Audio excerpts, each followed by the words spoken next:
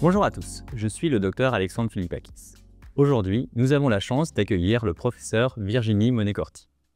Bonjour Virginie. Bonjour Alexandre. Donc pour ceux qui ne te connaissent pas, tu es donc enseignante à Marseille et tu as beaucoup contribué à la parodontologie en France, que ce soit par l'intermédiaire de publications, de conférences de consensus, de workshops, d'encadrement de DU. Et donc pour ça, je voulais te remercier pour la contribution que tu as apportée à la parodontologie en France. Aujourd'hui, nous sommes là pour discuter des complications, des échecs en chirurgie plastique parodontale. Eh oui, ça arrive. Alors, quelles sont selon toi les clés pour gérer les complications, les échecs, les difficultés en chirurgie plastique parodontale, ce qu'on appelle aussi la chirurgie muco-gingivale? Alors, les clés, on va voir ensemble quand même s'il y en a qui ouvrent toutes les portes. J'en suis pas persuadée, mais c'est vrai qu'avec l'expérience partagée avec mes pairs et avec l'ensemble de la communauté des chirurgiens dentistes, nous avons été amenés souvent à évoquer ce genre de mésaventures. Évidemment, chaque fois qu'on propose de réaliser une technique de chirurgie plastique parodontale, on montre souvent, et notamment ce qu'on voit sur les réseaux sociaux, des réussites, des succès, des cas exceptionnels, mais on se garde bien souvent de montrer ce qui peut arriver en cas de complications ou d'échec, qui étant le stade ultime du raté chirurgical. Qui n'a jamais opéré ne sait pas ce qui peut arriver le lendemain d'une intervention, et je pense qu'on va pouvoir en parler ensemble, et on va pouvoir surtout démythifier ce problème, parce que je commence toujours mes cours ou mes conférences, comme tu l'as dit, par un échec, et j'explique comment on les évite, comment on pose les bonnes indications, comment on se jauge soi-même dans ses capacités, et j'engage tout le monde évidemment à augmenter ses capacités, et je voudrais décrire avec toi ce qui peut arriver de meilleur ou de pire en chirurgie plastique parodontale. Bon, c'est vrai qu'avant tout, en face de nous, nous avons un patient, Oui. donc qu'il va falloir informer. Et comment tu lui amènes un petit peu cette intervention, ces difficultés, ces échecs qu'il pourrait y avoir pendant cette intervention? Nous sommes centrés sur le patient, mais encore plus en chirurgie plastique parodontale, parce que bien souvent, on n'a non pas une obligation de résultat, mais presque, puisque il va y avoir une attente assez importante de la part de certains patients qui demandent non seulement des reconstructions plastiques, mais aussi de l'esthétique. Et je pense qu'il est primordial, et d'ailleurs c'est écrit dans la loi, hein, dans les textes, dans le code de la santé publique, on doit informer de manière éclairée notre patient. Donc je le fais toujours en amont, avec soit des photos, soit le patient devant un miroir, face à ses lésions, et j'explique ce qui est possible de faire d'abord, hein, bien sûr, on ne va pas noircir le tableau, mais on évoque aussi la possibilité ou la probabilité de certaines complications et de certains échecs. On n'insiste pas trop, mais il faut quand même qu'il puisse s'y attendre. Et si on fait ça, très souvent, si jamais ça arrive, on a beaucoup moins de situations conflictuelles. Alors, ça ne fait pas plaisir aux patients, certes, ni à nous, mais ça permet quand même d'être sérieux face à ce type d'événement. Est-ce qu'en chirurgie plastique parodontale, il y a quelque chose que tu aborderais de façon plus spécifique pour prévenir le patient par rapport à cette chirurgie, par rapport à un traitement, on va dire, plus conventionnel? Oui, le résultat escompté, c'est-à-dire qu'il faut être vraiment honnête dans les capacités à répondre aux attentes du patient. Et nos capacités, elles sont liées à la biologie du patient, qui est peut-être aléatoire quand on ne le connaît pas. Donc ça, c'est la première chose qu'il faut établir avec lui. Mais aussi dans ses capacités à mettre tout en place en amont de l'intervention pour que ça se passe le mieux possible. Et pour que ça se passe le mieux possible, il faut que nos patients adhèrent au projet thérapeutique. Et en parodontologie, mais je pense qu'en cardiologie, c'est la même chose, il faut que le patient ait une hygiène optimale. Donc, la première chose qu'on va aborder avec le patient, même s'il vient pour recouvrir une récession ou refaire un sourire harmonieux, c'est les moyens de brosser le mieux possible ces tissus dentaires et parodontaux, donc sans les abîmer, mais en ayant un indice de plaque favorable à une situation pré-chirurgicale. Donc, on va rentrer dans les détails, j'imagine, tu vas poser quelques questions. Oui, je suis là pour ça. D'ailleurs, ça y est, nous y sommes, donc l'intervention a commencé. Oui. Et là, quelles sont les complications péropératoires ou les difficultés péropératoires qui te paraissent pour toi le plus important, qu'on pourrait discuter là? Alors, tu es déjà dans péropératoire. Moi, je suis plus au préopératoire. D'accord. Je vais te donner par exemple un exemple où ça va être un échec de timing. Le patient est programmé, il arrive le jour J, il est tout content ou pas, en tout cas de venir bénéficier d'une chirurgie plastique parodontale. Il monte sur le fauteuil, il ouvre la bouche, on est prêt à l'anesthésier et en fait, patatras, il ne s'est pas brossé correctement. Non. Est-ce que tu annules l'intervention vraiment Voilà, à voilà. ce point-là? Exactement. Et ça, c'est le vrai problème parce que combien de fois, puisque j'anime un DU de chirurgie plastique parodontale, où les praticiens et les patients viennent une fois par semaine et sont extrêmement motivés pour que ça se passe le jour J, il faut annuler. Parce qu'on sait très bien que la première complication, ça va être l'infection péropératoire. L'infection péropératoire, elle ne se gère pas en donnant des antibiotiques, on le sait tous. Hein, l'OMS nous engage vivement à le répéter.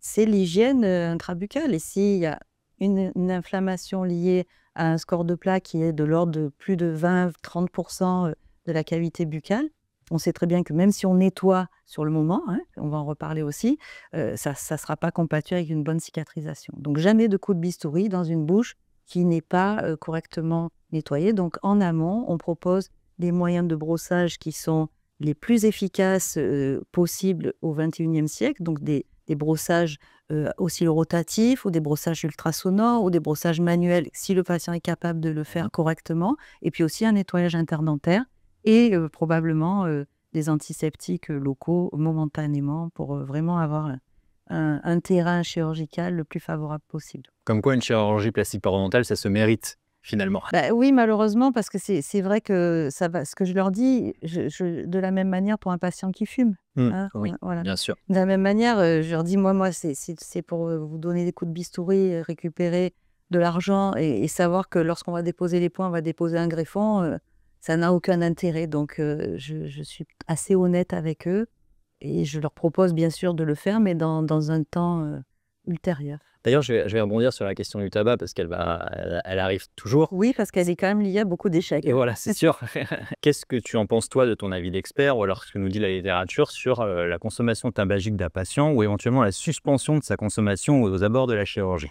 Alors, c'est vrai que ce qui est dit dans la littérature, c'est quand même que tout ce qui est chirurgie plastique, que ce soit dans toutes les parties du corps, qui est très sensible en fait à la vascularisation, est pratiquement incompatible avec la fumée de tabac ou la consommation d'autres produits qui inhibent ou qui péjorent en fait la vascularisation. En fait, tout est basé là-dessus. Donc ça, c'est connu.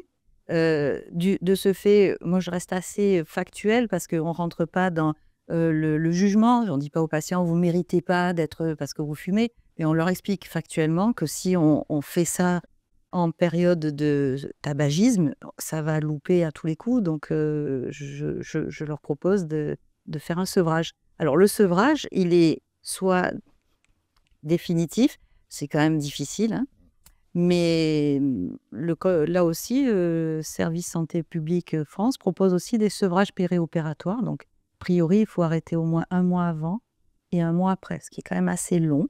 Hein, donc, ça veut dire que ça demande un engagement du patient et de notre part avec la prescription de produits qui peuvent aider à ce sevrage périopératoire. Mais sans ça, je vous déconseille vivement de faire de la chirurgie plastique parodontale. Alors, je pense que le message est passé. Ouais, vraiment.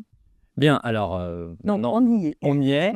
Quelles sont, d'après toi, les complications péropératoires les plus importantes? On peut commencer les complications. Alors, si le patient a été bien prévenu, qu'on est dans une bonne atmosphère, la complication type crise de panique et tout ça, franchement, c'est rarissime. Hein. Mais c'est vrai que ça pourrait effectivement nous empêcher de continuer à travailler. Non, la première complication qu'on peut avoir, c'est lié après à la maîtrise du geste. Ça peut arriver ou je pense qu'il va y avoir d'autres interviews qui vont parler aussi du facteur humain, et je pense qu'il y a aussi le contexte du praticien. C'est pas que le patient, hein, qui peut engendrer des complications et des échecs. Bon. Hormis cela, quand on reste dans le vif du sujet, il y a le dérapage non contrôlé d'un instrument qui peut être qui arrive, hein, je dirais. Et ça, c'est très important et je trouve que c'est même intéressant de le montrer, d'en parler lorsque je fais des cours ou des workshops, comme tu disais, pour savoir que s'il n'y a pas de panique, hein, ça arrive à tout le monde et on peut tout à fait gérer ça. Je pense notamment des techniques un peu sophistiquées de tunnel où, pof, une papille se soulève, bah, la papille se soulève, on la suture, il n'y a pas de souci et ça cicatrise aussi bien, hein. Il y a la beauté du geste et puis l'efficacité du thérapeutique final. Et c'est vrai que des écueils tels que celui-ci peuvent être rencontrés, donc techniquement. Après, si on est vraiment bien habitué, on a nos instruments, on a l'habitude de les utiliser. Il y a aussi l'assistant opératoire, il y a tout un tas de choses. Le contexte, je répète, plus ou moins serein dans lequel on intervient. Après, le plus gros écueil qu'on va avoir en chirurgie plastique, puisqu'il y a un site de prélèvement au palais, souvent, et ce que craignent les patients, puisqu'ils regardent pas mal sur les réseaux sociaux comment ça se passe, c'est le saignement. Ce que craignent aussi beaucoup les praticiens qui viennent apprendre auprès de moi, c'est de se dire: «Oh là là, je vais toucher le palais, il va se passer des choses terribles». Là, voilà, ça arrive, hein, le saignement péropératoire, ça arrive.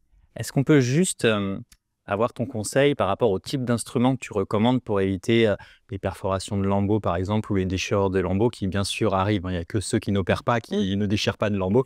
Voilà, donc là, est-ce qu'on pourrait avoir ton avis par rapport à ça? Alors vraiment, le plateau technique pour réussir nos chirurgies, il est important, il faut investir et c'est pour ça aussi que ça a un coût, hein. Le patient en a bien conscience et quand il nous voit arriver, notamment, il faut opérer sous loupe. Alors, c'est pas obligatoirement sous microscope, hein, on travaille sur un champ assez large, donc des loupes en 2,5, 3,5, c'est quand même important, c'est confortable parce qu'il y a une lumière associée qui nous permet de voir très très bien les tissus. Et de ce fait, si on travaille avec des grossissements, il faut avoir des micro-instruments, hein, des micro-tunnels, des instruments à décoller les tunnels mini. Des micro-lames, on utilise des lames vraiment très très fines et surtout aussi, si on parle de déchirure et de respect des tissus, il faut utiliser des fils très fins, du 5, du 6 et du 7,0 si possible. Donc il faut avoir effectivement des loupes pour les utiliser. Bon, maintenant, on va parler du fameux prélèvement palatin. Voilà, il fait trembler les premières fois, Oui. nous tous. Oui, oui, c'est sûr, on a tous tremblé avec ça. Donc, voilà, pour un praticien un petit peu, on va dire, débutant sur un prélèvement voilà, épithélo-conjonctif, qu'est-ce que tu pourrais lui conseiller, par exemple? Alors la première chose, c'est qu'il faut vraiment étudier le cas en amont. Donc, regarder le palais du patient tout bêtement, le palper, rechercher les trajets des artères, palper le pouls de l'artère palatine, c'est tout simple, c'est tout bête avec la pulpe du doigt, mais des fois on oublie, on passe plutôt un scanner volontiers que palper le palais du patient, c'est bien utile et puis préparer son cas sur un modèle virtuel. Là, on a en plus la chance à l'heure actuelle d'avoir tous les moyens qu'on peut, voire même, par une imprimante 3D, préparer le cas et commencer, à le dessiner ou à le refaire. Moi, je fais faire ça à mes apprentis, chirurgiens plastiques, sur des tablettes, voilà, qu'on sache exactement où on va passer, où on va passer nos incisions et de cela, ça dédramatise parce que nous avons publié avec notre équipe que tous les palais humains, pas que ceux de Marseille, hein, sont capables de nous donner des prélèvements, dans des zones sécures, avec, des limites, de sécurité par rapport aux éléments nobles qui passent, au palais. Donc, vraiment,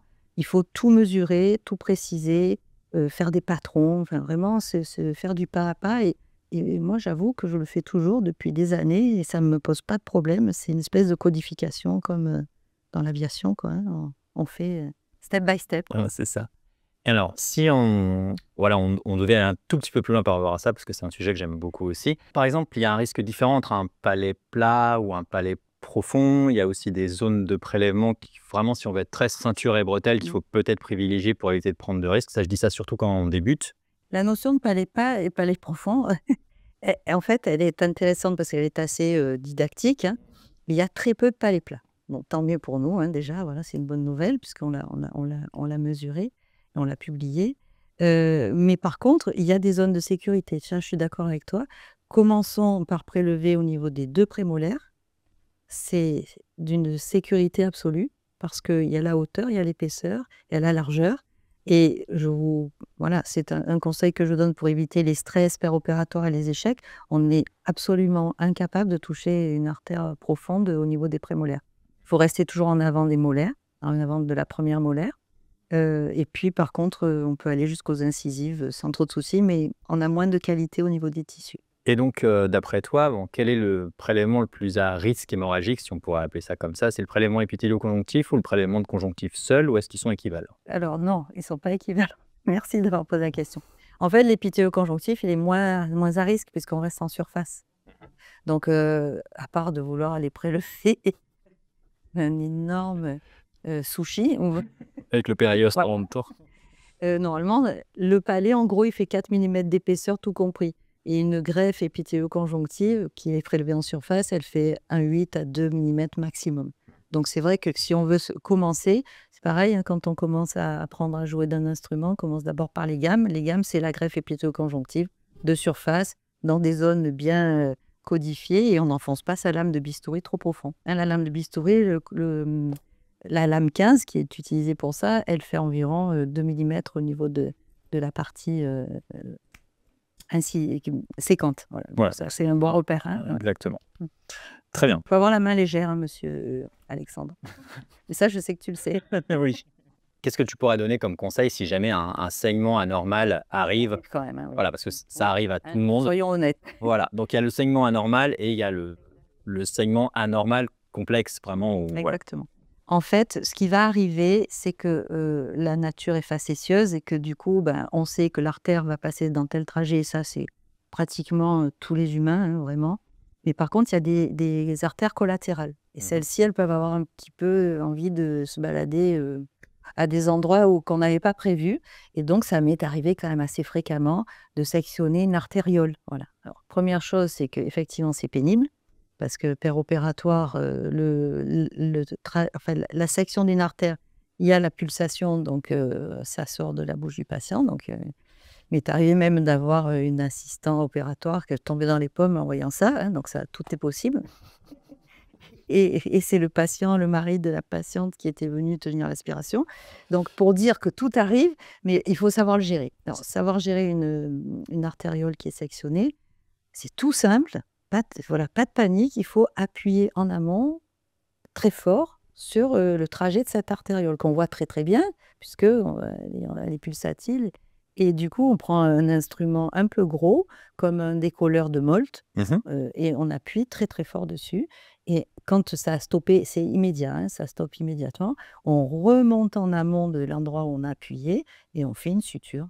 On garde son calme, oui, par contre, on s'est formé. Alors, même si on ne s'est pas formé, puis alors vraiment, on n'a pas de moyen de former les gens là-dessus, hein, donc c'est le jour où ça arrive. Mais si on sait que c'est possible, que c'est pas grave, que le patient ne va pas mourir d'une hémorragie et qu'on a le matériel sous la main, franchement, il n'y a rien de grave.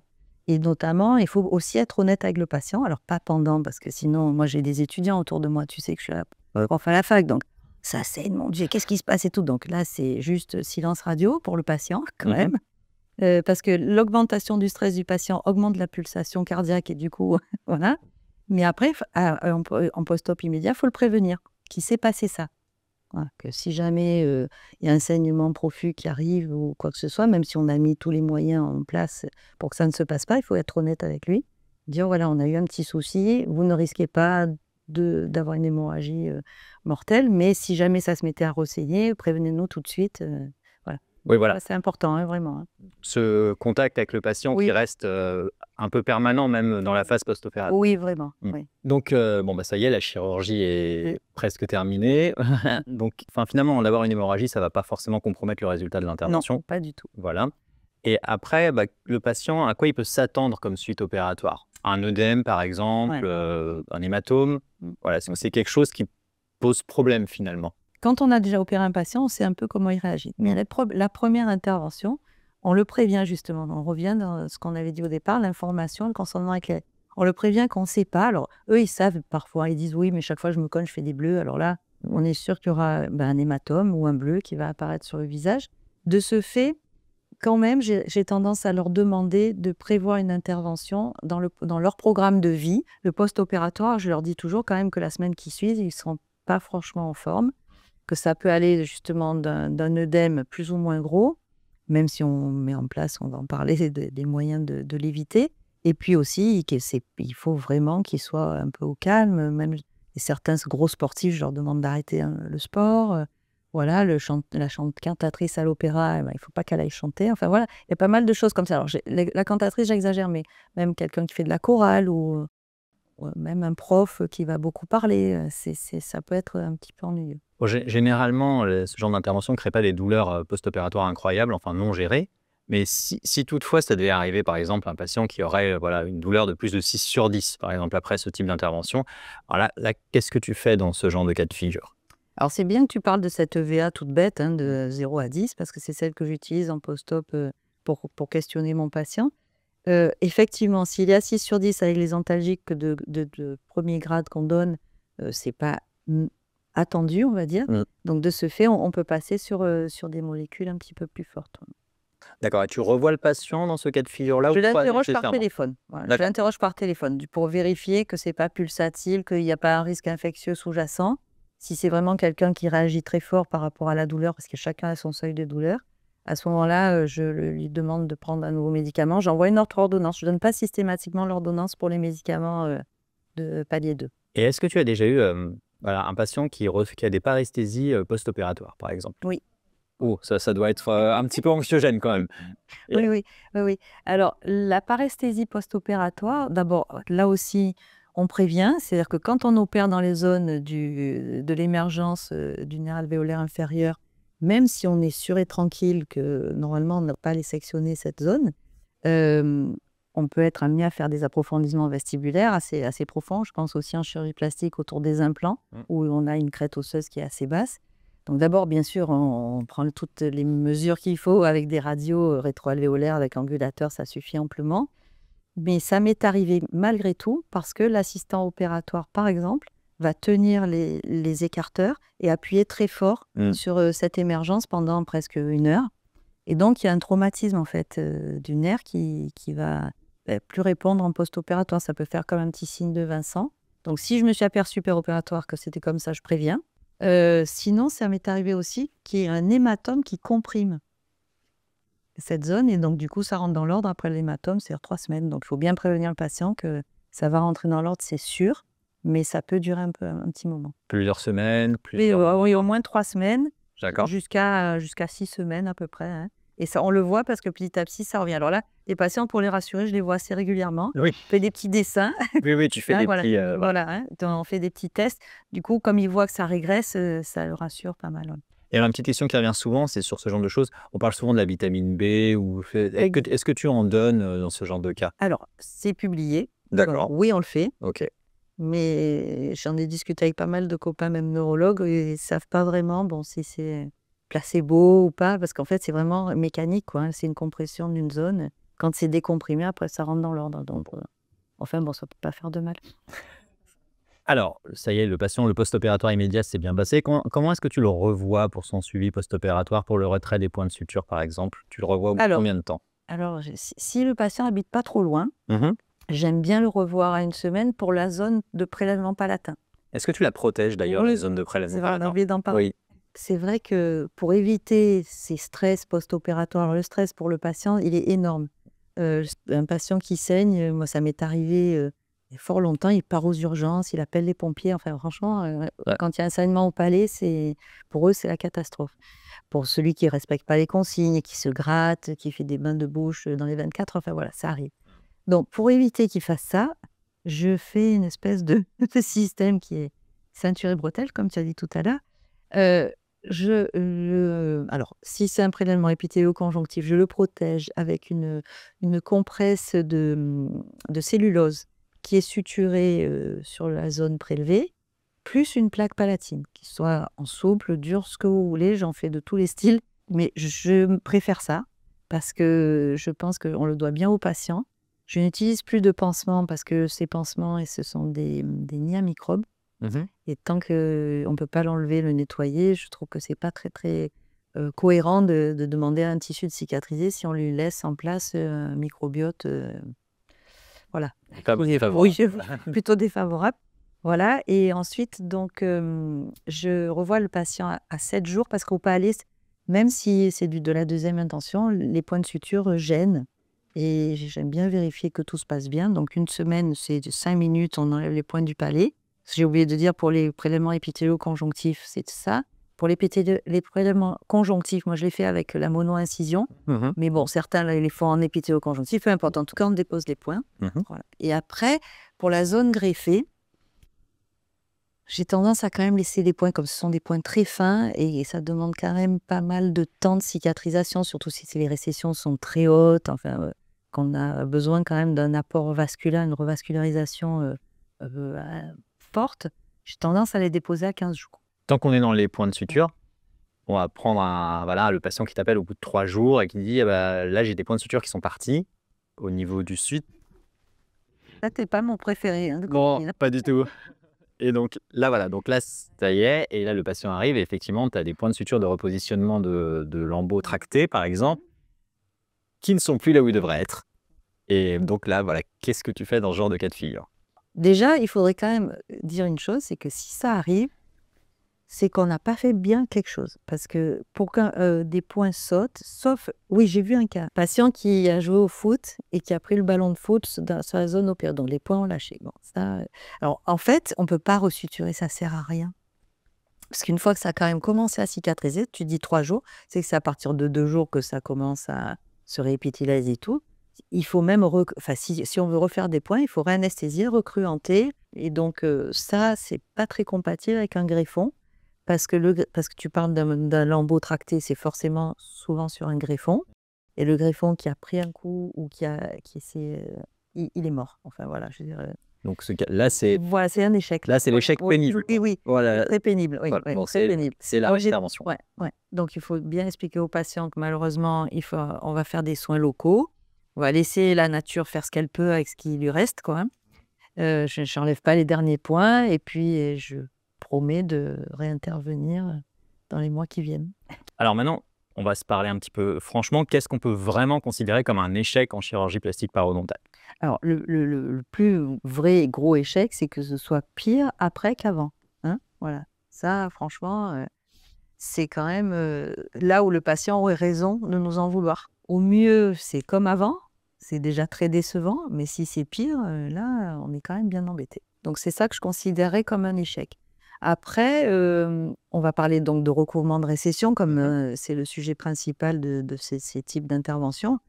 Si on avait envisagé un plan de traitement global avec de la prothèse, des facettes, de tout un tas de choses et qu'on devait obtenir le résultat maximal et qu'on ne l'a pas obtenu, on peut le considérer aussi comme un échec, c'est-à-dire pas 100% de recouvrement. Parce qu'en fait, dans la tête du patient, même si on lui explique, on a parlé de consentement éclairé, mais lui, dans sa tête, ça marche ou ça ne marche pas.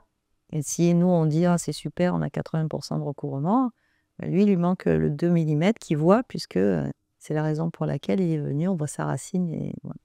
Donc, c'est vrai que ça, c'est considéré comme un échec. Après, il faut savoir l'analyser. Et si vraiment c'est lié à une erreur technique, il faut savoir aussi réintervenir et trouver une meilleure solution, meilleure technique. Ça nous est arrivé. Il faut aussi savoir attendre cette fameuse attache rampante. Oui. Hein, voilà, le crippling attachment, qui arrive quand même assez fréquemment. Et de manière aléatoire, mais enfin assez fréquemment quand même. Hein. Si on a bien mis en place des tissus de bonne qualité, mais qui ne sont pas assez positionnés coronairement pour des raisons X ou Y, tu parlais aussi des points qui ont lâché, ou un œdème trop important, ou un coup d'ongle, ou enfin bon bref, ça peut franchement arriver, ça peut arriver dans l'année qui suit. Donc très souvent, je ne réinterviens pas trop tôt, je laisse vraiment du temps. Ça râle un peu parfois, mais je suis assez sûre de moi pour dire à mes patients, si vraiment on doit réintervenir sur une cicatrisation qui ne vous convient pas, il faut attendre, il faut vraiment attendre.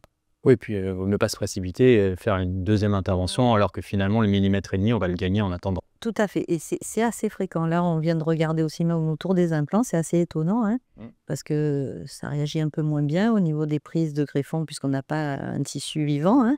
Et on a du cripping aussi au niveau des piliers en titane. Donc vraiment, il faut savoir attendre. Et une dernière question qui est quand même la plus importante, parce que c'est notre clé de voûte chez nous, c'est le contrôle de biofilm de la part du patient.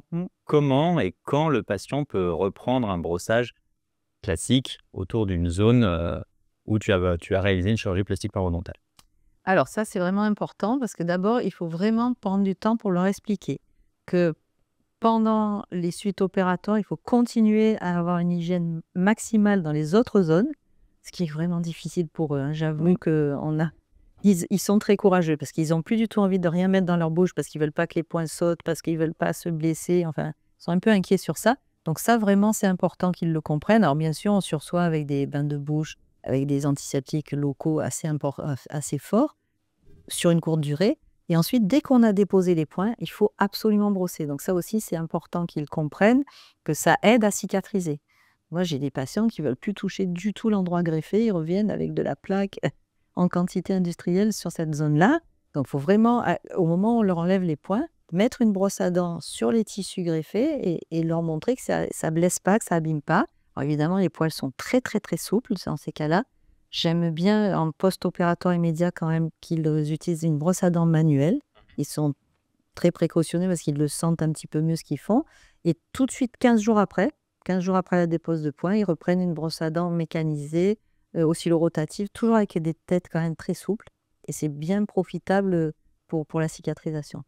Donc, à un mois post-opératoire, finalement. Oui, Voilà, exactement. pour resituer. Ouais. Et d'ailleurs, la littérature nous dit qu'il n'y a aucun risque à utiliser des brosses à dents sur les zones greffées. Et même à 5 ans, il n'y a pas de récidive, il n'y a pas de risque, puisque les patients, souvent, qui viennent nous voir, sont des patients qui brossent trop fort, mal et trop fort. Donc, c'est vrai que c'est important que tu précises ça. Bon, merci beaucoup d'être venue, Virginie, aujourd'hui. Merci pour cet échange et ce partage. Et merci de nous avoir écoutés.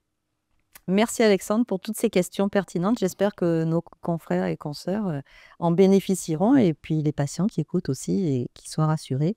Tout se passe très très bien quand on contrôle tous ces facteurs.